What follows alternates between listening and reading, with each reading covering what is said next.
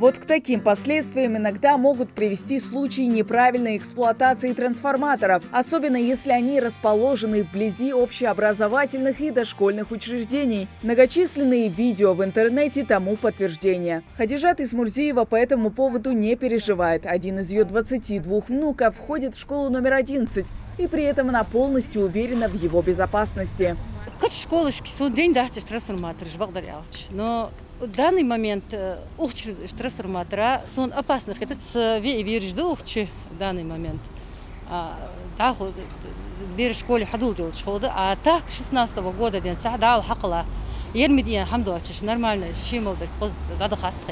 К основным требованиям по безопасности трансформаторных подстанций и воздушных линий электропередач относятся наличие стационарных ограждений, запирающих и заземляющих устройства, информационных знаков и плакатов, предупреждающих об опасности. В преддверии нового учебного года очень важно проверить, все ли на месте. К слову, в этой школе никаких замечаний нет. Ее можно назвать образцовой. Разъединители высоковольтные находятся на должной высоте, которая предотвращает доступ детей.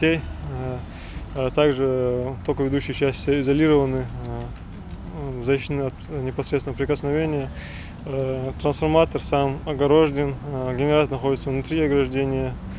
Это все препятствует доступу детей и, соответственно, их поражению электрическим током.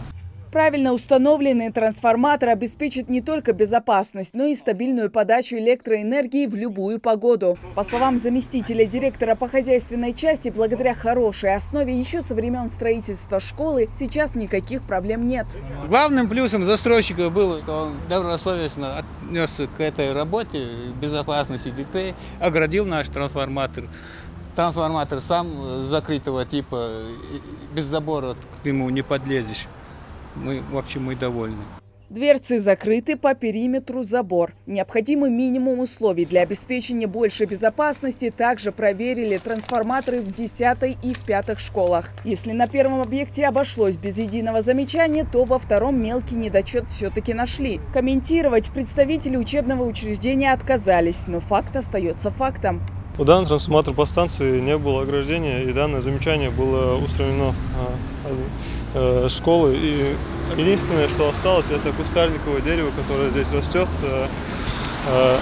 Недостаточно просто обрезать ветки, надо полностью удалить дерево, чтобы оно в последующем тоже не вырастало. Нужно все же понимать, что безопасность детей превыше всего. Короткое замыкание зачастую становится причиной серьезных трагедий. Поэтому очень важно до начала учебного года изолировать надлежащим образом все трансформаторы в регионе. Хава Газикова, Хава Гагиева, Асхаб Белакиев. Новости 24.